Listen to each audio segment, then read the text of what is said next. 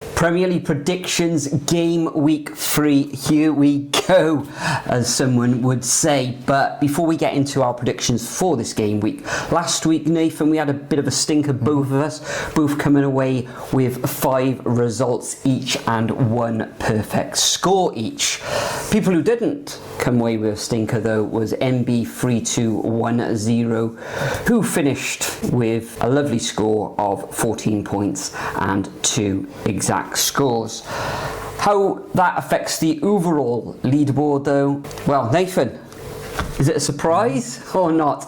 You are top of the shops on 26 points overall, and your closest rival is Swansea City 1.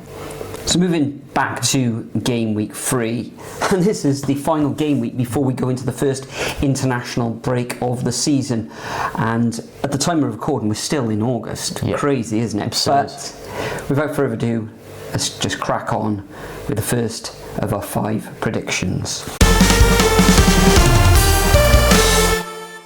Okay, so first up we got the midday fixture between Chelsea and Fulham on TNT. Now Chelsea, fantastic victory to kick off their season, wasn't it? 5-1 against that shocking West Ham side. Very annoying for fantasy football players, though. I was hit with it last week because I played my bench boost. Of course, Cole Palmer getting injured in the warm-up. I'm still waiting to sort of see if that has any impact on this week, which is going to be interesting, but they still have a good plethora of players to go through. Whereas on the Fulham end of the spectrum, they were able to get a very good draw against Manchester United, which I didn't really expect with Man United coming into this game with that Šeško signing as well, and that front three, especially what we saw with glimpses in week 1. But yeah, Fulham did really well to get points off them, I'd say. But moving into this one, Chelsea traditionally have a good record against Fulham. However, in the last few seasons, Fulham are starting to draw it back, especially after how Chelsea have had all those problems in recent years. I believe Fulham won the last fixture as well, so in that case, I think it's going to flip again, just because of the way Chelsea have started. So I'm going to go 2-1 to the Blues. Yeah, this fixture, as you mentioned, last season at Stamford Bridge ended up 2-1 to Fulham, but Chelsea have won 10 of the last 13 meetings in what is known as, I think it's the Fulham Derby, isn't it, in West London. Cole Palmer, though, will probably miss this tie. He's got a groin injury. We'll see how he gets on. He probably won't be involved in England's international fixtures over the international break. Pedro will probably slip into the number 10 role again, where he looked so effective in that victory against West Ham, with, I expect, Delap up top. Fulham have a full squad of players to pick from, and they've been looking all right. A 1-1 draw against Manchester United, and they had opportunities in that match to take all 3 points, which they didn't take in the end. So I think this is going to be a tight affair. I think there's just going to be 1 goal in it, and I'm going to go for a Chelsea 2-1 home victory.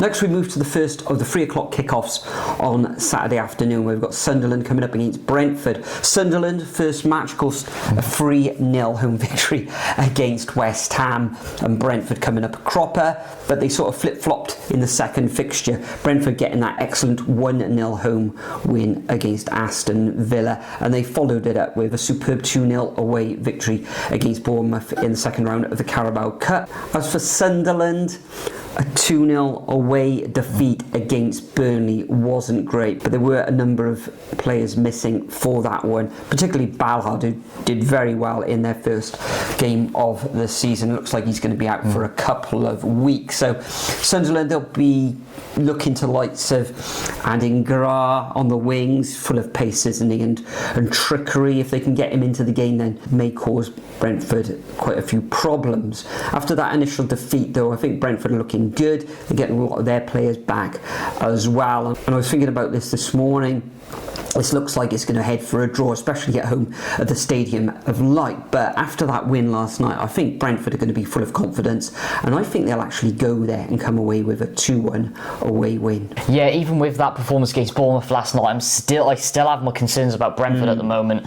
Sunderland, with them losing Dan Ballard, considering how crucial he was towards the end of that season in defence in the Championship, but they do have a lot of quality all over the areas of the pitch. I am a bit 50-50 on Sunderland as well, going forward mainly, but these are the games, especially at home, that Sunderland have to grind out these results in order to stay in the Premier League, really, which I have a feeling they're going to struggle away from home, to be honest. But still not convinced by Brentford, and I just have a good feeling about Sunderland, to be honest. I'm going to go 2-1. Next up, we have Wolves up against Everton. Now, I called it, didn't I? Everton winning their first game at the Hill Dickinson Stadium. Solid 2-0 win against Brighton. A lot of Brighton fans actually not happy with their performance as well. And Everton looked great throughout as well. Iliman and Jai, there's going to be a good pub quiz question in a few years' time. Of course, first scored the first goal.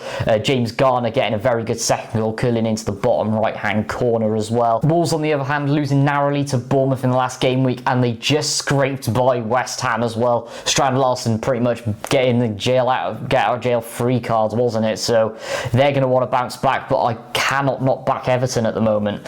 Yeah, let's go for a narrow 1-0 gritty David Moyes performance. Yeah, I'm going to go exactly the same as you, Nathan. I think it's going to be very, very tight. I think they'll get through. Antonio Gomez for Wolves is suspended for this fixture. Strand Larsen, even with the rumours of him possibly going to Newcastle, we'll see how that one pans out over the next 5 days or so, although he was on the score sheet twice against West Ham. West Ham awful at the moment. Everton full of confidence after that victory against Brighton at their new home over the weekend. Jack Grealish, of course, getting a couple of assists in that fixture. So tight, I think, at Molineux. Wolves, though, failing to score in the league.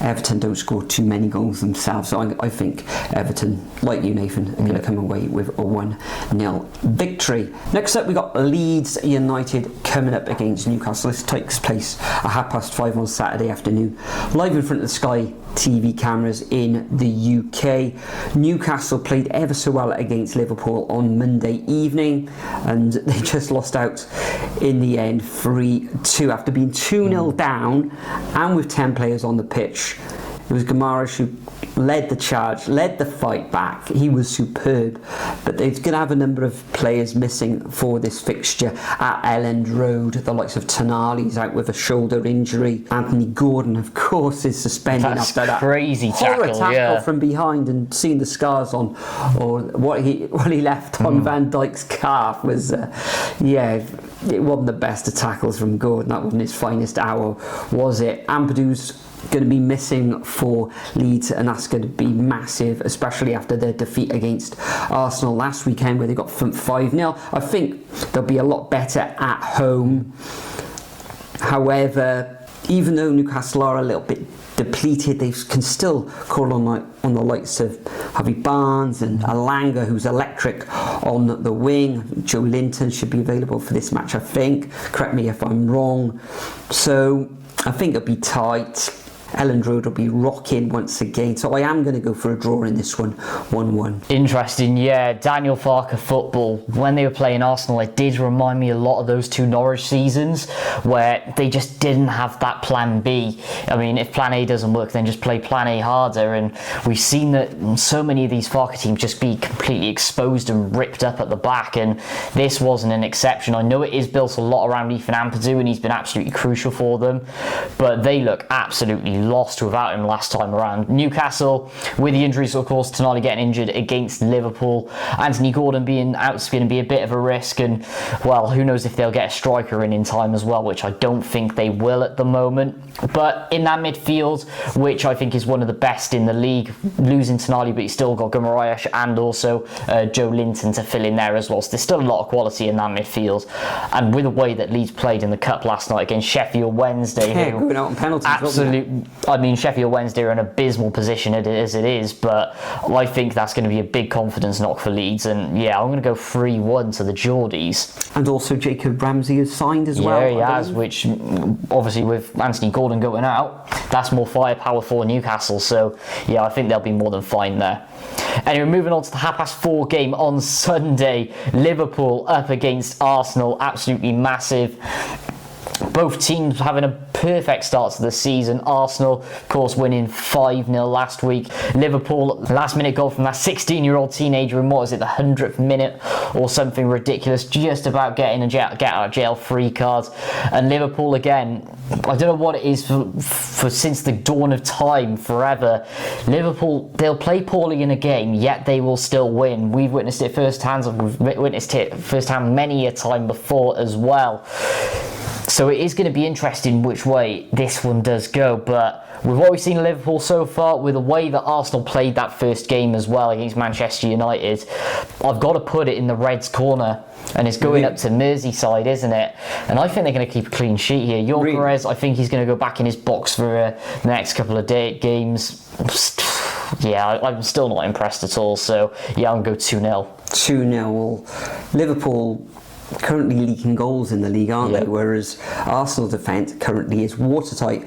Arsenal have got a few injuries. Saka going off last weekend. Odegaard as well has picked up a shoulder injury, so he won't be available for this fixture. And Havertz is still out, so Gyökeres will be leading the line. Got a couple of goals last weekend in that 5-0 win for Liverpool. Vert's not really firing on all cylinders yet, but that could change at any moment. And you look at the likes of Mo Salah, just keeps going and going, and he's picked up a couple of assists very late on in the first two fixtures of the season. Difficult one to predict, this one. I don't think Liverpool have beaten Arsenal as well at Anfield since 2021, so that, but Arsenal haven't won at Anfield since like 2012. Yeah, so it's it does favour, could end up in a draw. I don't think Liverpool will win this one. That defence of Arsenal's is superb. Timber getting a couple of goals in that 5-0 victory as well, so they'll be full of confidence even though they're missing a couple of key players. Could go either way. I think it's going to, this probably end, last season it was a 2-2 draw in this fixture. I think it's going to end up in a draw again. I'm going to go 1-1, but I wouldn't be surprised if this finishes a 0-0. Now moving on to the quick fire rounds, got 5 more fixtures to do, so let's get on with it. Man United against Burnley, clearly a United win for me, however it's going to be close, 1-0. Spurs up against Bournemouth, like what Bournemouth are doing at times, however Spurs are just on fire at the moment, 2-1. Brighton against Man City, both teams absolutely disappointed last week, but Pep's boys are going to be right back to it, so let's go 2-0 to the Citizens. Nottingham Forest West Ham, going to go 3-0 Nottingham Forest, and Graham Potter's going to be sacked after this game. And then finally, Villa up against Crystal Palace. This has got a draw written all over it, and there's going to be a lot of goals. Desmond's 2-2. So for my quick fire results, Manchester United against Burnley, I'm going to have to go for a Man United win. They're not getting the results at the moment, but they are looking good going forward. So I'm going Man United 2, Burnley 0. Spurs against Bournemouth, Spurs on fire, but Bournemouth looking good going forward, so I think they'll nick a goal, but I think Spurs will win this one 3-1. Then we got Brighton coming up against Man City. I think Man City probably have too much for them, and I'm going to go for a 3-1 away win, with Haaland getting his scoring boots back on again. Then we've got Forest against West Ham. I don't think it'll be as comprehensive as you, Nathan. I've gone for a 2-0 home victory to Nottingham Forest. And then finally we've got Aston Villa against Crystal Palace. This could go either way, so I've gone straight down the middle with a 1-1 scoreline. So those are predictions for game week 3. Make sure you leave your predictions over at the Superbru website if you are playing along at home, and if you're not, please leave them as a comment below as we read each and every one of them. So Nathan, it's been a quick turnaround going into the international break. Cardiff City this weekend, got a massive game against Plymouth. We're both going. Will there be a vlog? Yeah, so much have a link in description below, and that could make it like what, 5 or 6 wins on the bounce or something ridiculous.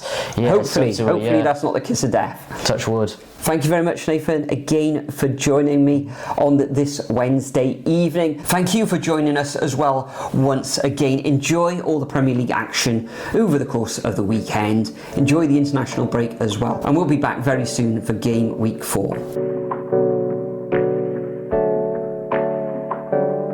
Hey, I got something to say. I'm just so sick of hearing everyone complain.